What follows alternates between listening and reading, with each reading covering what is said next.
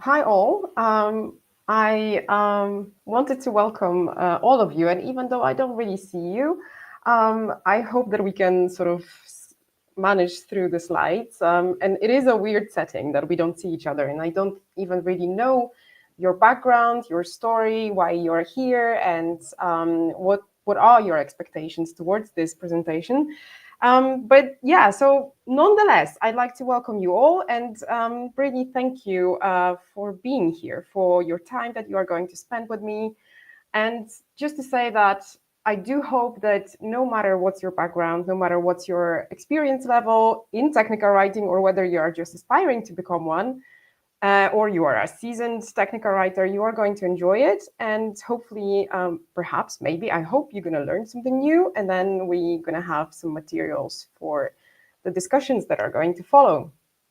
So, yeah, and it is a great honor to be here. So, huge thank you to the organizer of Women Textile Summit. And yeah, my name is Monika Mrozek, and I am a documentation manager at Splunk. And today we are going to be talking about technical writers. We are going to be discussing, I think, a profession that is coming out of the shadows, I would say, within the IT world. And I am definitely someone who is really striving to promote this profession among IT, among the IT business, basically, and then promote this as well for people who would be interested in entering the IT world. So maybe without further ado, oh yeah, one last thing. There will be a quiz in our Splunk space, so be sure to go back to the Splunk booth and then click the quiz, because the prizes apparently are quite nice. And the quiz closes around 8 p.m. today, so you don't have to go and fill out the quiz while we're talking. So anyway, yes, without further ado, let's get going. So as I mentioned, we are going to be talking about technical writers today, specifically what a technical writer does, what a technical writer is, and what we are not. So as every technical writer will tell you,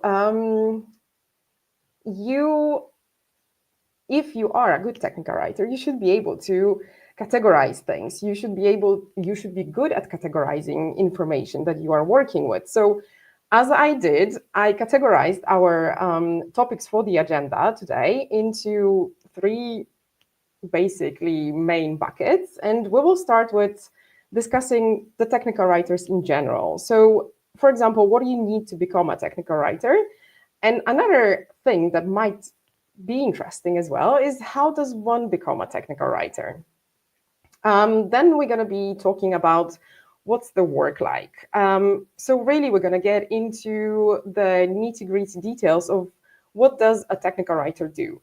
We will be also discussing the depth of our work. So how far into the detail a technical writer needs to go to be successful. And then at the same time, there is another dimension of our work. This is the breadth of the work of a technical writer, because we have quite a broad exposure.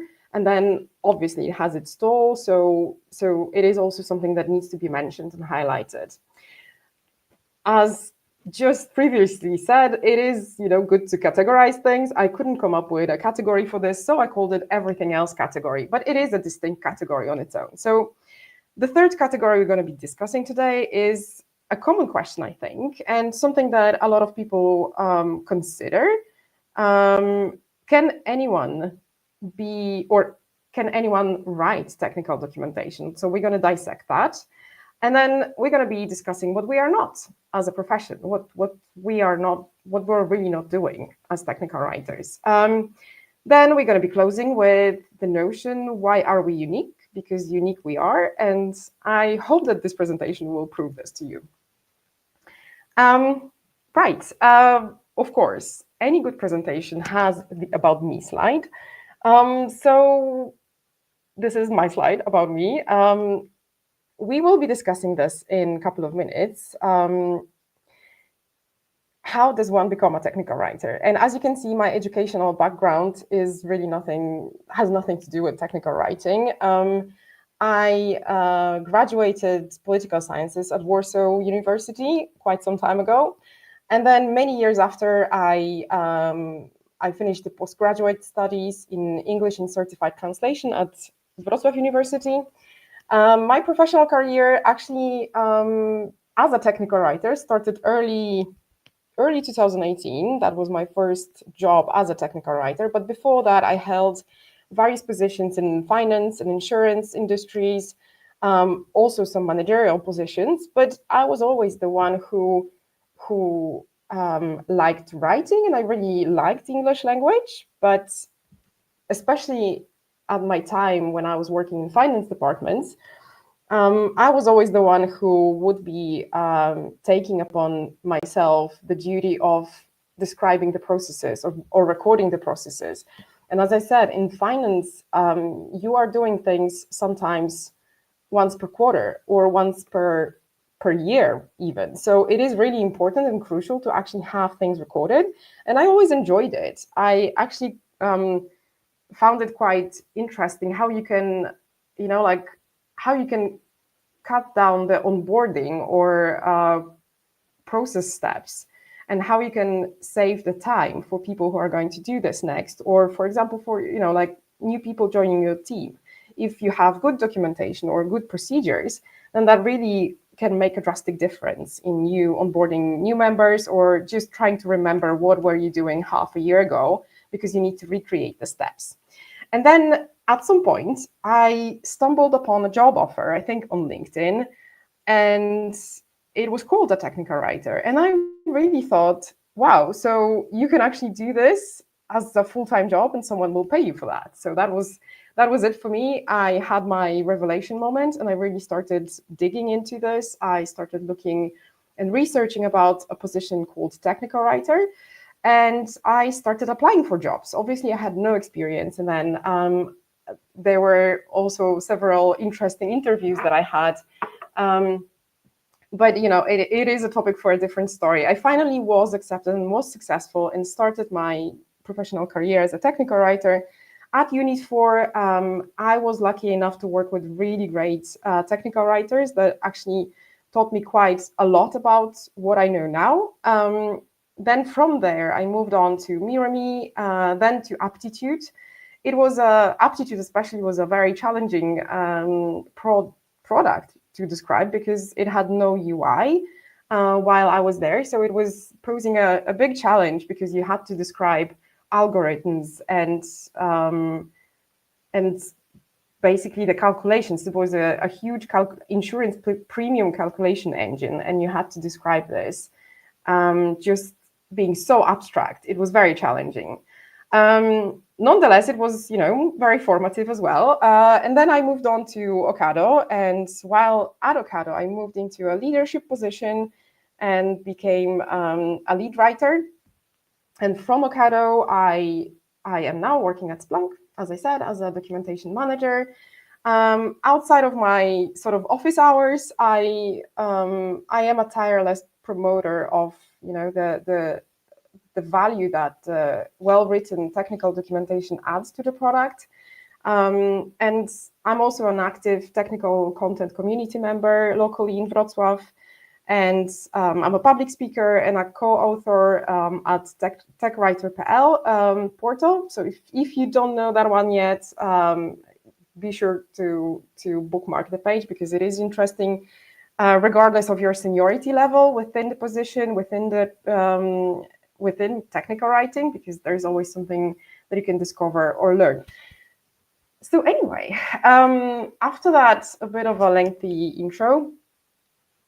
And as I said, because I don't know who's listening and what's your experience with technical writing or with technical writers, how much you know about us. So a quick heads up in what do we do. So in case you've never heard of us, a long story short, this is what we do. We explain how stuff works and how to use it properly. This is it really boils down to that truth. But you may wonder, why is it needed? Some products are very simple to use. I don't need documentation. Why would I?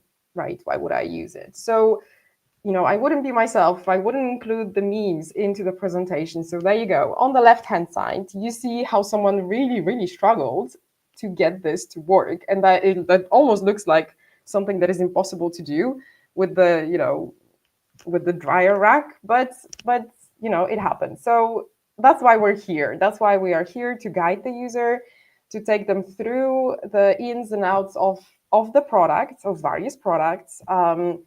But we're also here to cut down the ambiguity. So if you look at the second meme, this is what we don't want the user to do, right? We don't want to mislead the user. We don't want to add the sort of intellectual heavy lifting, or we need to be very clear and consistent with what we write in technical documentation. So we don't want the users to end up sitting in the fridge and chilling, because if they do, at some point, and if they catch themselves doing silly things because the documentation misled them or it wasn't clear enough, you are already having a customer who is already a bit frustrated because they cannot complete a task.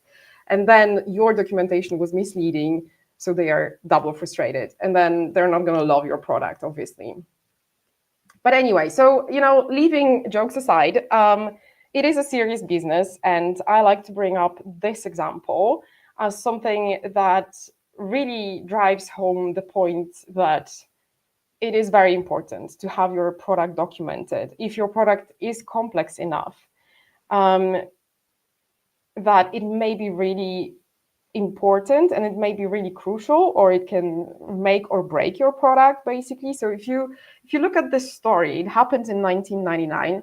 There was this Mars orbiter that was launched, and only after some time, the ground control realized that something is off, because they lost connection with the orbiter. And after some investigation, they found out that the cause of the failure, which was, quite a big failure and quite an expensive one, was that the ground software was programmed with English units, while the software on board that went to space was using the metric system. So imagine that, a lot of money put into an undertaking, something that was also quite prestigious, but it ended up in a failure because the documentation was not either written properly, or was not adhered to, or was not read, was not used. So everything has its, we can laugh at the memes, but it has real life consequences as well. And this also applies to, for example, technical documentation for medical equipment, or technical documentation for aviation industry. That is it's crucial. It saves lives, or it can cause injury or death. So you can imagine that following very strict rules around writing your documentation is really crucial in these businesses. So, about technical writers. And I think it's the biggest question. And maybe we can address it straightforward upfront. So what do you need to become a technical writer? First of all, and I think many technical writers would agree with me, you really don't need to be very technical here. You don't need to have, a huge understanding of technology or software, whatever you are going to work with. So to begin with, you really need to have a specific mindset. You really need to be curious. You need to be inquisitive, and you need to be having this particular need to get to the bottom of the things, right? You need to be genuinely interested in how things work. So that's your prerequisite, I would say. You can pick up the technology later on. And of course, to progress in your career, to go forward, you must have an ability, some sort of ability, and that comes with practice and the willingness to slowly get into, more complex stuff that you're going to describe. Another one is something that, I think personally that is very important. I met technical writers who did not like to write, and even though writing is just a fraction of what we do, I do really think that you need to like to write to become successful technical writer. On top of that, you need to have an ability to to aggregate, to categorize, something that we spoke about in the very beginning of the presentation, where I showed you the categorization and everything else category. So you need to be good at, like slotting similar things into similar buckets and then organizing the content for the users. And yeah, as the presentation says, you need to be good in bringing the order out of chaos, because very often you will get a very chaotic loose threads, and then you will have to connect the dots for the user. And then, yes, as well, attention to detail. That is a very crucial trait of a good technical writer. So you need to be good at picking up the deviations from patterns. So especially this is important when you're going to be reviewing your fellow technical writers' work. That is quite crucial for editing, right? For technical editing. But and I put here the underlying condition, and I think it is quite important for us as technical writers, and I think it is something that is not emphasized enough. You really need to be comfortable with not knowing, and you need to be comfortable with asking questions regardless of the level of the people you're talking to. So a personal fun fact about me: when I was in school, I absolutely detested and hated raising my hand and saying to the teacher that I didn't understand the topic, or can we go through that again? And then years after, I realized, after becoming a technical writer, I realized that from my school time drama, I actually made a professional career, because I am getting paid for asking these questions, right? And raising my hand saying, sorry, can we stop? Like, can we go through this again? I don't quite understand. Or can I rephrase it to you again, and then you can tell me if I understood this? So you need to be comfortable with that sort of, you need to have that ability. And you also need to be good at picking up communication styles of other people, because how effective you are with getting the information from other people's heads, basically, is going to be your success as a technical writer, because mostly you will be talking to your subject matter experts, and people have different communication styles. So you need to be very attuned to that, and then you need to, based on your relationships that you're going to form with your stakeholders, this is your success as a technical writer. And yeah, how does one become a technical writer? So that's a good question as well. And the opening sentence of this slide is that we are not even a real thing in Poland. Well, of course, it is a bit of a joke, because obviously there are technical writers in Poland, but there is a recent initiative that is aimed at bringing technical writers into the main record maintained by the main statistical office in Poland, because a technical writer or a documentalist is not there. So hopefully this initiative will actually work out, and then we will get the place and be officially recognized. But we do come from all walks of life, and mostly a lot of translators are transitioning into technical writing, a lot of English language teachers as well, which is very interesting, because they have like this specific educational background and then teaching background, which gives them that additional ability of leading the user. We have some software developers transitions, not very common, but it does happen. Some testers are in our professions, and content writers as well. But yeah, it is a various sources that people come from and end up being technical writers. Why this is so? I think it's also, like one of the reasons for that is that we don't really have any official educational path that you could take and become a technical writer by your education. There is a postgraduate course in Vistula University that offers almost like a crash course for technical writing, and then you can take it, and then officially you have some sort of education in that ground. However, there is no officially recognized full-time studies that would prepare you for the profession. And we usually learn on the job. So we usually stumble upon the job offer or the description of the offer, or and we have that aha moment, right? As I did. And then you are often also pushed into this position because your company is growing, and then someone at some point decides enough with this mess, and then let's start organizing our documentation for the product. And who likes to write? They look around and they set their eyes on you because you like to write procedures, for example, and then they will appoint you. And then you go into it and start researching, and then you actually realize that it is a thing on its own, with a lot of resources, with a lot of rules to observe, right? So we are quite regulated as well in that sense. Right. So what's the work like? What does a technical writer do? And we already hinted on that a little bit. So the simple and short answer is that we write the docs. We write the documentation that is customer facing. Sometimes we also write the documentation internally, but that's also technical writing. But for example, for developers, so you are writing something internally for your engineering teams. But the short answer of that is that we simplify, we connect the dots for the customer, for the end user.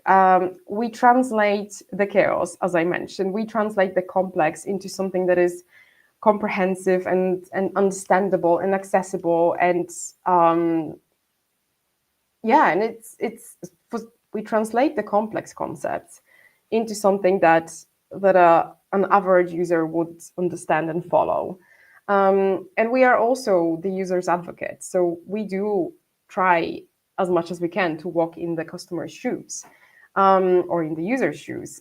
We also, and that's quite a big part of our job, we guard the language and naming consistency. It's very often a job of a technical writer to make sure that we are consistent when it comes to all the texts that end up in the UI or the user interface. So it's also us. And then moving forward to the longer answer, as I mentioned, we do create the user-facing technical documentation. In some industries, this is required. This is, this is mandatory because of the compliance. In some industries, you just want to have a documentation for your users to, be more successful in using the product and then enjoy that product more if they can have or fall back on some instructions. We help users to complete the tasks and get the job done. We are the part of the IT industry that actually supports and can greatly support the adoption and success of the product. We also shorten the distance between the product and the users because we are the connectors. And this is also like what I said about the guarding the language and naming consistency. We make sure that an A remains an A, and it's not like a lowercase a or a cursive A, or so. And then going back on that right hand side meme with the guy in the fridge, we make sure that, when we say something, we mean something. We don't call the same thing with 3 names, or we reduce complexity by doing this. And this is, by design, because the technical documentation needs to be clear. On top of that, we have several specialties that you can go into. The farther you progress in your career, you can start specializing. And of course, every technical writer has their favorites, right? They like to specialize, or they like to write feature guides, or they enjoy for example, the UX writing. So, but above that, like in very big rocks, you can specialize as a software product documentalist, and you can specialize as someone who is documenting hardware. And these are quite distinct worlds, because these products are quite different, and they are addressed to different users, and they will be used in different circumstances. So that's why they need to be different. And so within the documenting software, you can become a UX writer. And as I already mentioned a little bit, a UX writer is someone who is either authoring from the scratch or is coming into some placeholder texts that were put into the interface by the UX designer or the developer. And what a UX writer would do is that they would review the proposed versions of the copy of the text, or they would write it from scratch. And it is, I often love that it is it's an art form to be a good UX writer, because imagine if you spend, I don't know, a week on writing a 2-page long document about a new feature that is doing all these fantastic stuff. And then this new feature in the UI is represented by a new tab that is being added to an existing screen. And then you spend a week describing the 2-pager, and now you have to come up with a name. Obviously, that you should probably come up with a name earlier than the feature guide. But still, you need to come up with a name for that tab that won't be longer than, let's say, 30 characters, and it's going to be two words. So it is an art form. It's like writing haiku, It is just something that it's very challenging. It's very, I think, rewarding as well, but it is very challenging. So yes, I mean, here's to the UX writers. They're masters, really, masters of words. You can also go and specialize in action or task-based documentation. So you are basically taking the graphical user interface and really describing everything that you can do in there, like add a user, clone an entry, or whatever. And you are doing the documentation based on that. And by all means, this list is not exhaustive. So you can, for example, become a developer content writer. So if you are a little bit more technical, you can get into the world of engineering, and then integrations, and then perhaps API documentation. It is a bit more challenging because very often, especially in the API world, you will not have an interface, but it is a bit alike the UX writing, because instead of coming up with a name for a button, you will need to come up with a name for an attribute in the API. So, and that works as well, right? It's just, it's just a different output. So as a developer content writer, you would have to explain more complex systems. You would have to be more aware of the ecosystem and the surroundings that you are working with, because it is all based on the integrations and various connections. Technical writer who documents hardware, it is, as I said, it is a bit of a different story, because especially in the aviation industry or medical appliance industry, the technical writing is very strict and regulated. As I mentioned, it does, it can cause harm, injury, or even, cause someone's death. So you really need to be very careful with how you write your documentation. It is from this part of the business that simplified technical English was invented and introduced. So it is like a limited number of English language words that are approved, and you can use it to create your documentation. So imagine let's go back to that meme on the right-hand side with this guy in a fridge. This sentence must be understood in English in the same way, regardless of the place of the world it is going to be read. And we need to take into account that people who are going to be reading this documentation are not, English language is not their first language. So we really need to cut down on the ambiguity. Actually, we need to eliminate it. So it is something that you can specialize in, when you are eyeing a technical writer career. There are also other paths that you can go and explore, but these are a little bit more, they require you to be a little bit more advanced. So when you are already a seasoned technical writer, you would consider becoming an information architect, for example. So someone who is designing the content, technical content. So someone who is deciding, where does this piece fit? How should we structure the table of content, for example? What makes sense? How to follow the user or the customer who is going to look for information. So this is what an information architect would do.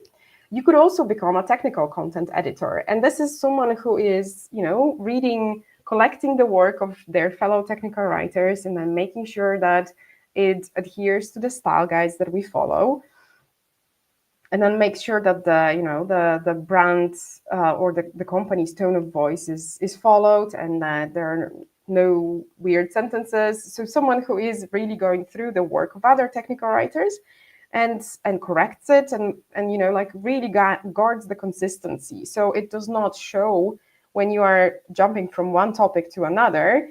You as a user will not tell that it was written by 20 technical writers, for example, right? So it is consistent, it is repeatable, and you can expect the same level.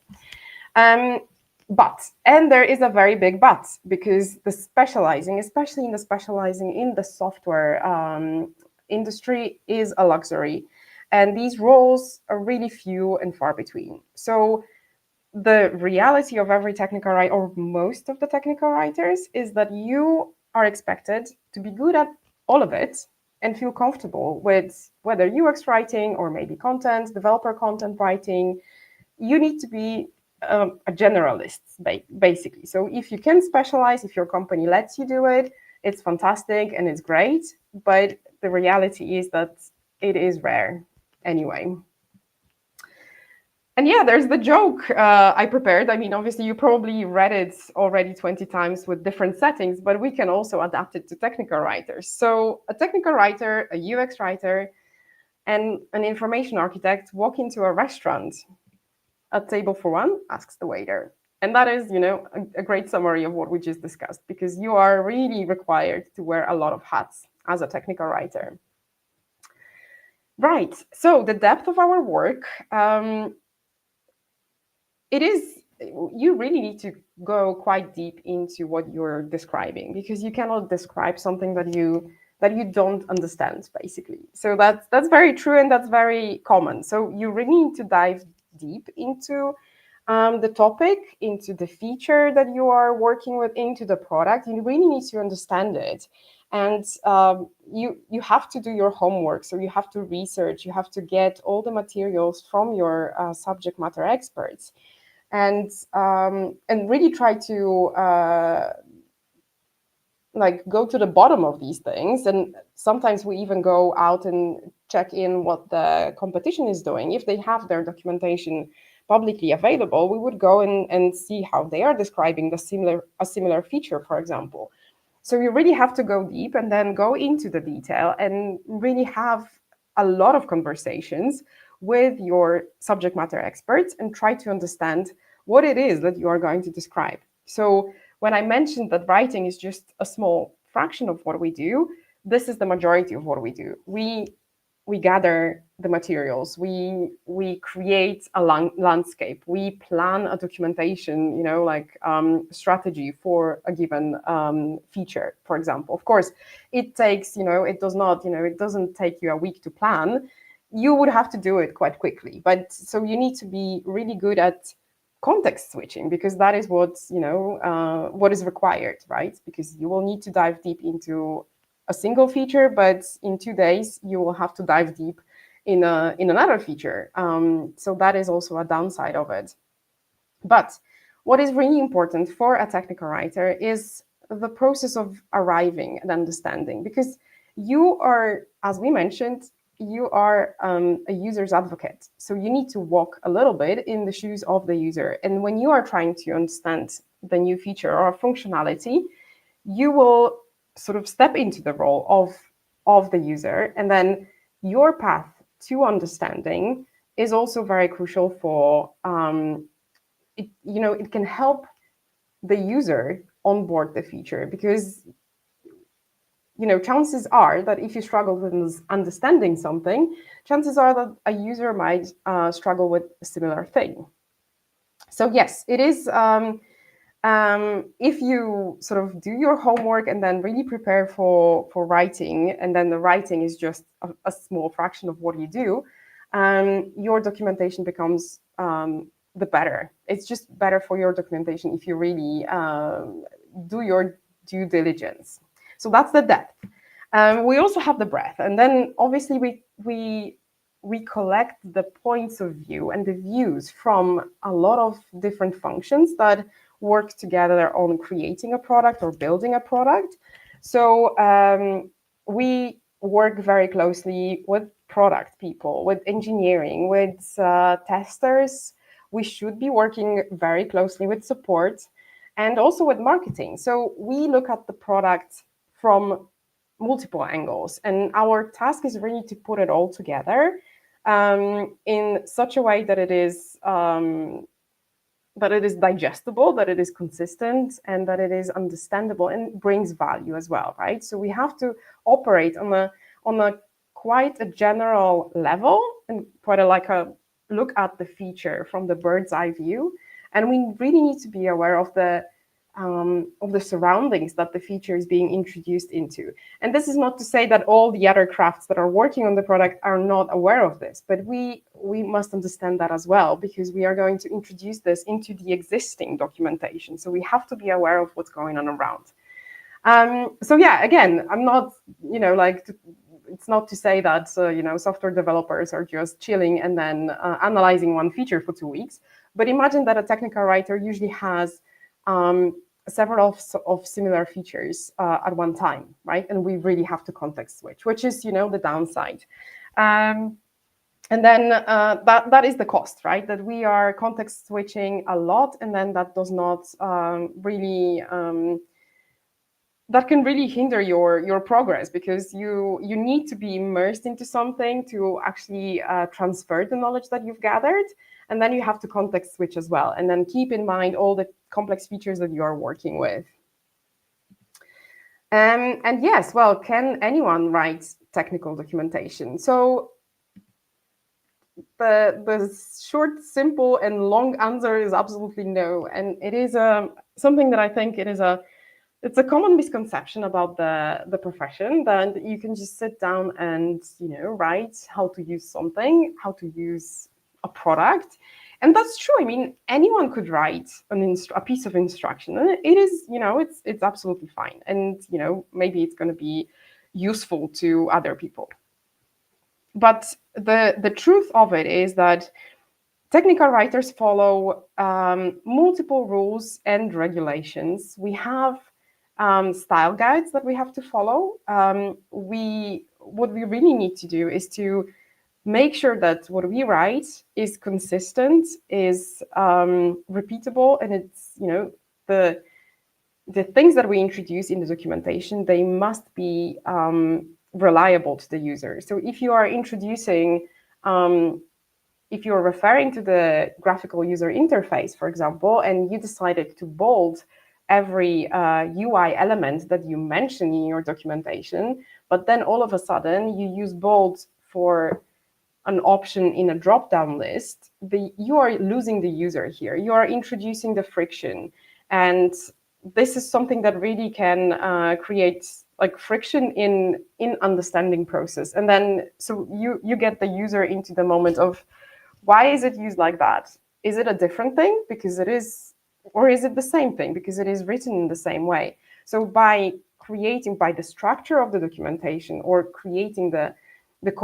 making the conscious choices in creating structure of the documentation, also using formatting elements, the specific use of wording, we are creating a more flowing understanding process, and we are supporting the understanding of the user. So if we, for example, as many content writers would tell you, you would, for example, avoid repetition of repeating the same word. And in technical writing, this is something that you have to do. You cannot call one thing with two names, or you cannot change the name because it will be repeated and stylistically not right. That's just not something that that is valid for technical writers. We really have to cut down the ambiguity. And again, as I said, an A must be an A throughout the product. And sometimes, maybe in smaller companies or at early stages of product development, people don't really care, and they start calling features or functionalities with different names.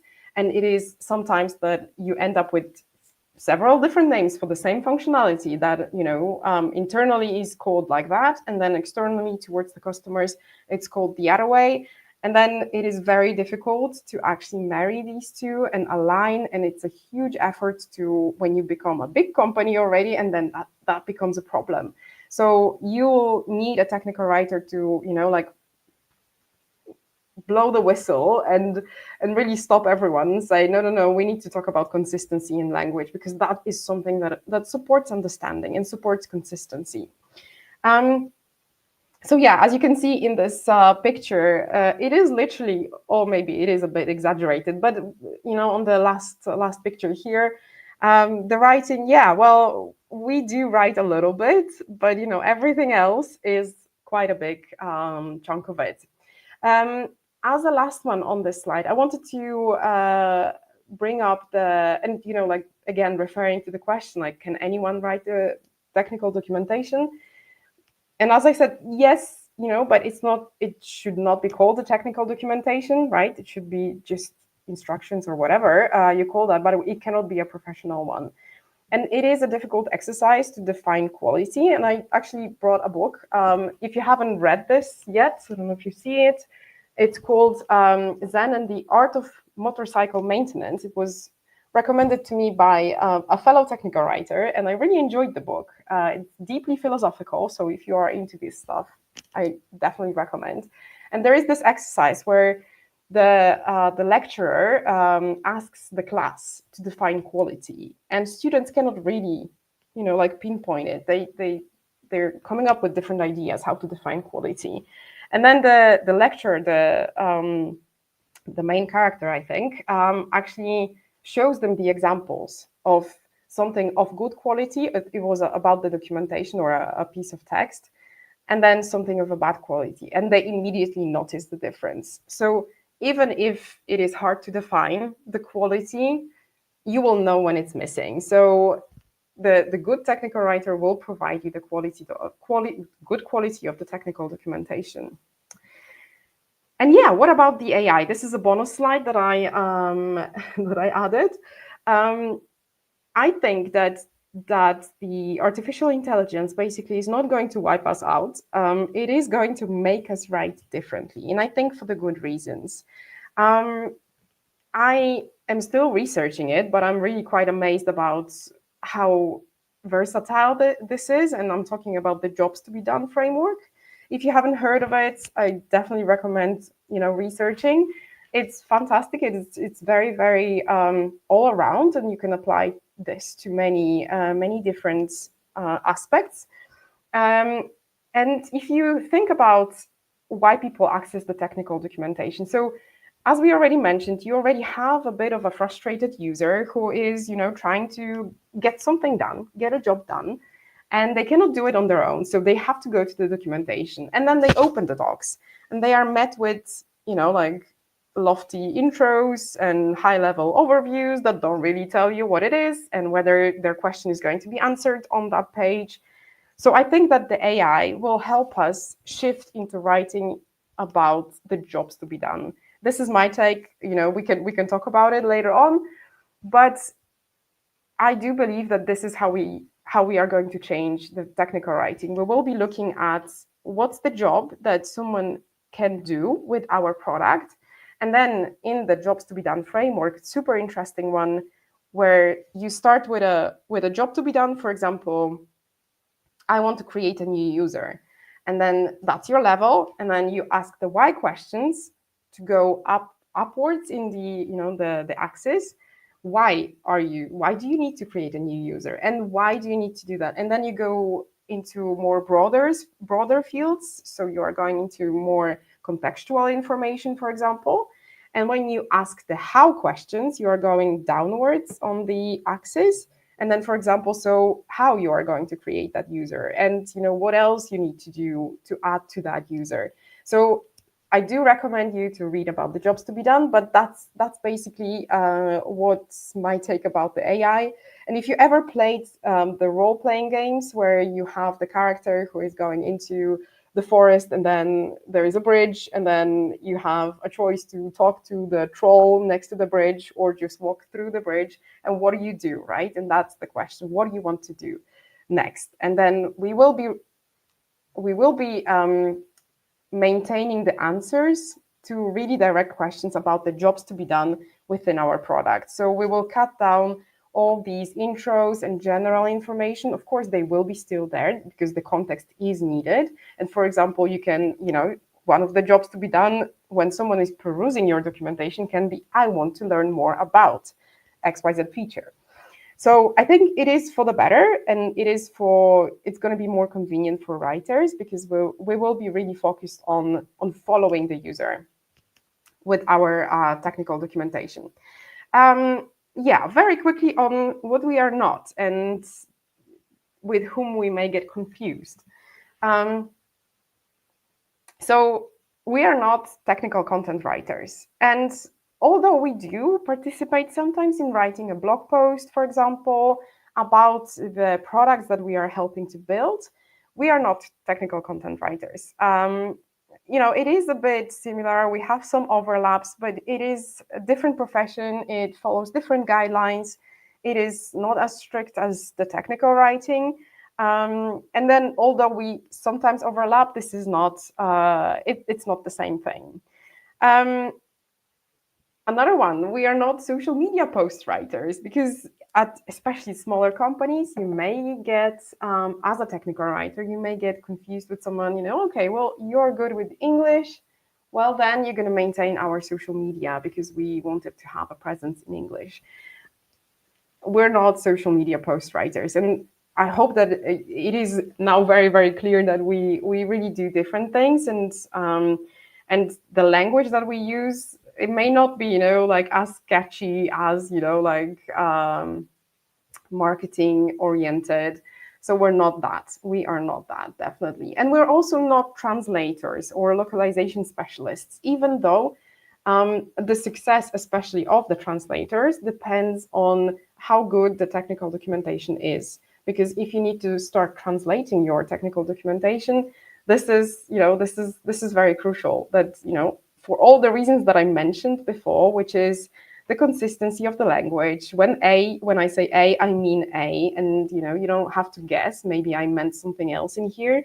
This like clear context and clear usage of words is absolutely crucial to make a translator successful.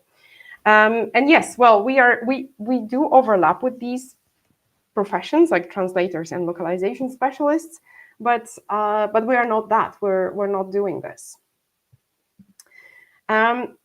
And yes, well, why are we unique? I do, and as I mentioned before in the intro, I do think that we are an integral part of the product, and we do need equal seats at the table when the product is designed, when the product is, like thought of, and when the product is built.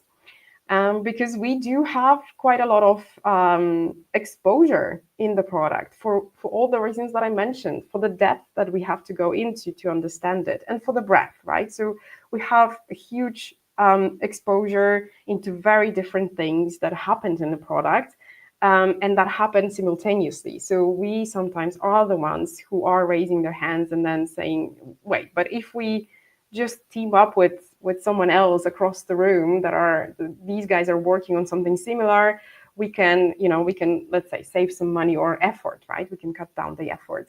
So that's why we are very unique, and we have we bring the perspective of a user, because we also, we are a user. We are coming in almost from the outside to try to understand the feature, gather all the information that there is, and then sort of like digest it and bring forth something that will help our users. So as I like to say, we do occupy a busy intersection between other crafts that are creating the product. And we are an integral part of the product in the IT sector. And of course, not only IT sector, but technical writers, as I said, they also happen to work in different sectors. But for their IT especially, and I think, and that really depends on company and depends on how the company wants to manage their release notes, because I think the release notes is a specific area where a technical writer can really show their mastery.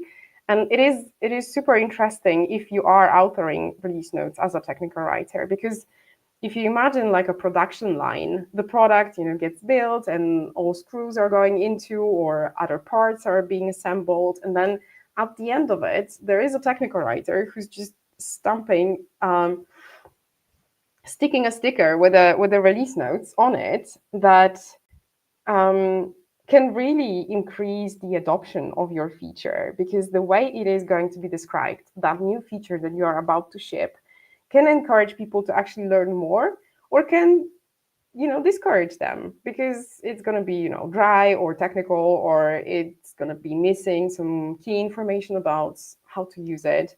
So the release notes especially are something that we really should be paying attention as a company, as an IT sector, because it can really be a very crucial part of the product lifecycle. And as well, your release notes will be the first ones that the customer will interact with, even before they will lay their hands on the feature. So they will first read the release notes, and imagine the impact of that. So that's why I think, just one of the reasons I think the technical writers deserve an equal seat at the table when the product is designed, ideated, and then built. So yeah. That's it. Thank you so much. I really hope that you enjoyed it, and I really hope that you actually learned something. If there are any questions.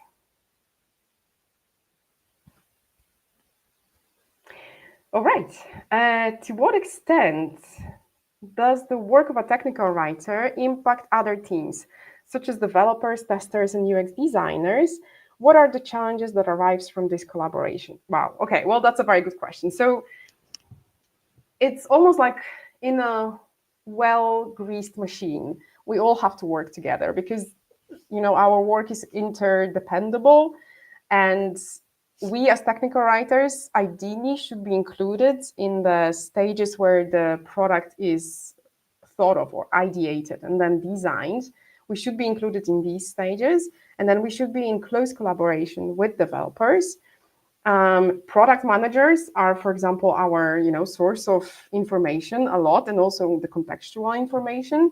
With the UX designers, this is something that like the collaboration should be almost like never ending, because we should always be going back and forth with discussing the naming, and that's not a trivial conversation, I assure you. What are the challenges? I think the biggest challenge to overcome from the technical writer's perspective, and that really depends on the company, is that you need to be your own promoter. You need to be your own ambassador, an ambassador of your trade, of your profession, basically. So you need to promote the value that you are adding, and you need to show this to other people, so they will know that, right, okay, well, we have to include that person because they have interesting views or comments. And the challenges may be that people don't really understand our profession. So and I think it's all of our responsibility to really show up and to promote the profession that we do. And as I said, the value, right? So yeah, it's not just quietly writing. You really have to be there and promote our profession. So to support people's understanding. Okay, what are the biggest differences between documenting software products and other types of products, such as hardware or processes? Well, good question. So I think software products are a bit more relaxed, I would say, of course, depending on the industry that you're writing for, but I think it is more prone to reflect the brand of the company, that like the company voice that you are working for. So this is something that I think you would be a little bit more loose on, the language that you can use and how formal you're talking to your users. And with the hardware products, I think it will be a little bit more stricter, because the target audience can be very, very wide. And I think that's the main difference. And obviously the hardware products, they are also a little bit more strictly regulated. And then these documentation, like the documentation for hardware products, will be a little bit more strictly guarded, I think. So yeah, and processes, it's a good question. What's the documenting processes? I'm not quite sure if I understand or if I can answer this. Yeah, well, the only thing that comes up to my mind is when you are documenting processes, I think you are going to be using a lot of visuals. And I don't know if this is the context that you meant, but so I think the technical documentation includes like diagrams and process flows. So you would probably have to work a lot with this, and that's the difference. And yes, we can talk about it later in the booth if this is not enough. Right. Why is it worth in investing? Sorry. Why is it worth in investing in technical writer and building a close working relationship with them? What benefits does good documentation bring to a team? Right. We do save money. It's just as simple as that. If your technical documentation is easily findable, discoverable, and if it addresses the questions that, like frequently asked questions that your users have, you just simply save money. And then imagine that, if people can self-serve during, like going through your documentation, they will not engage the support team. So you have lower costs. And then the time to onboarding the customer or new customer is lower if you have good documentation. You can use various tools that are, for example, helping you onboard the customer in your software. And then it's just easier when you have a good documentation, so you can inject that in the tool. So yeah, well, this is an investment, of course, but it will pay off.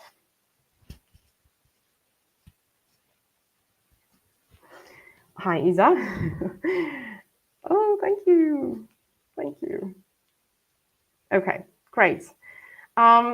I really hope that you guys enjoyed it. Thank you so much for having me. If you have more questions, there is this booth that is Splunk provided. So go ahead, and then I will be there for the next around half an hour. And then if you want to have a conversation or discussion or more follow-up questions, then be sure to click the link. And there is this quiz.